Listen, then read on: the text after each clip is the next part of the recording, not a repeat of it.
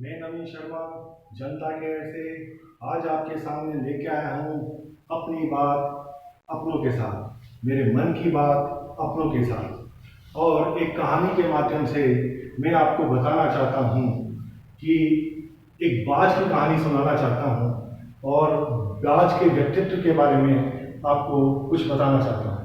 बाज एक ऐसा परिंदा होता है, एक ऐसा पक्षी होता है जो सबसे ऊंचा उड़ता है और सबसे तेज उड़ता है और सबसे ताकतवर होता है। उसकी ताकत इतनी ज्यादा होती है, वो इतना ज्यादा मजबूत होता है कि उससे ज्यादा मजबूत कोई हो ही नहीं सकता। और उसके पंख इतने ज्यादा मजबूत होते हैं कि वो दुनिया के सबसे सबसे लंबी छलांग लगा सकता है और सबसे लंबी उड़ान भर सकता है। और उसकी ताकत, उसके पंजों में इतनी ताकत होती है, उसके पंजों में इतनी ताकत होती है कि वो 10-15 किलो वजन को भी वो उठा सकता है। और उसके पंखों में इतनी ताकत होती है कि वो 10-15 किलो वजन के जो मांस के टुकड़े को वो उड़ा सकता है। उसमें बहुत ताकत होती है और वो जीवन बड़े मस्ती से जीता है। और उसकी जो चोंच होती है उसमें भी बहुत ताकत होती है। कितनी भी कठोर से कठोर चीज को भी वो खा सकता है और वो आनंद आनंद उठाता है। और 40 साल तक खूब आनंद उठाता है, खूब मजे करता है। उसको पता ही नहीं लगता कि जब चाहिए, जब उसने किसी को भी शिकार बनाया और खा लिया, क्योंकि उसको प्रकृति ने वो सब चीजें दी।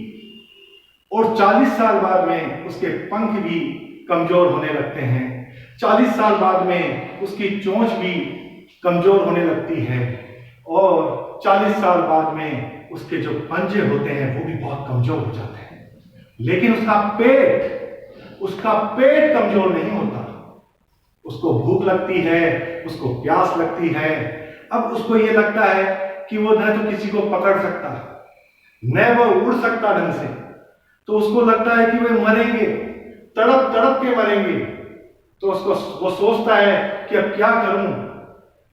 तो फिर वो क्या है कि दूर कहीं वो पर्वत के एकांत में पहुंच जाता है और पर्वत पे चढ़ जाता है। और पर्वत पे जाकर और वो वहां पे थोड़ा पानी रखता है, थोड़ा बहुत खाना रखता है।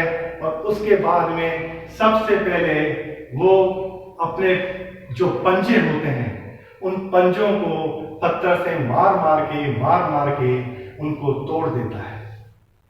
उसके बाद में उसके जो पंख होते हैं उन पंखों को भी वो तोड़ देता है। और उसके बाद में जो उसकी चोंच बचती है उसको भी पत्थर से मार मार के उसको भी तोड़ देता है।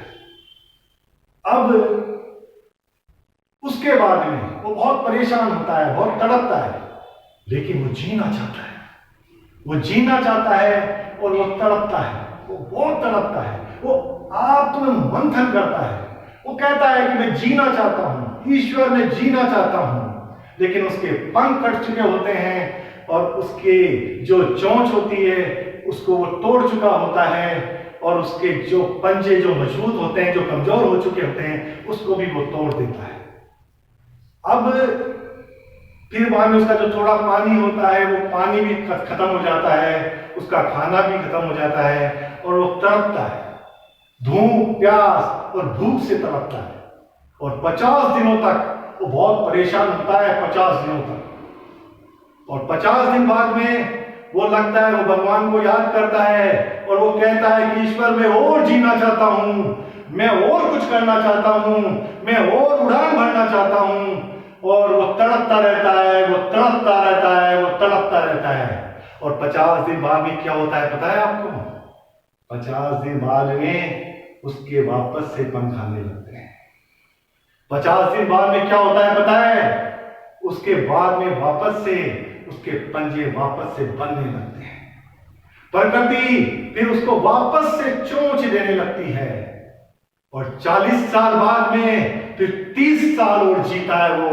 और 30 साल ऐसा जीता है कि वही उड़ान और वही ताकत और वही चांद चोंच में वही ताकत और 30 साल और जीता है।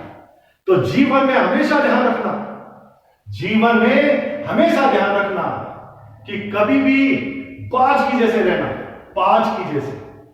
अपने जो अंदर का जो मन है उसको कभी खत्म नहीं करना है भाई। अपने अंदर के जो जीवन को, अपने जो अंदर से अपने जीवन को उजागर करना है, आगे बढ़ते रहना है। कितना भी संघर्ष आए, खूब चुनौती आए, खूब संघर्ष आए, फिर चुनौती आए, खूब मेहनत करें, फिर संघर्ष करें, फिर चाहे रिजल्ट मिले या नहीं, फिर मेहनत करें, करते जाएं, फिर करते जाएं, इतनी मेहनत करते जाएं, इतनी मेहनत करते जाएं कि उसी बाज की जैसे फिर आपके भी पंख आने लगेंगे, उसी बात की जैसे फिर वापस से आपके अंदर पंजे आने लगेंगे, आपकी ताकत आएगी, आपके अंदर का जो साध्य है वो बहुत मजबूत होगा।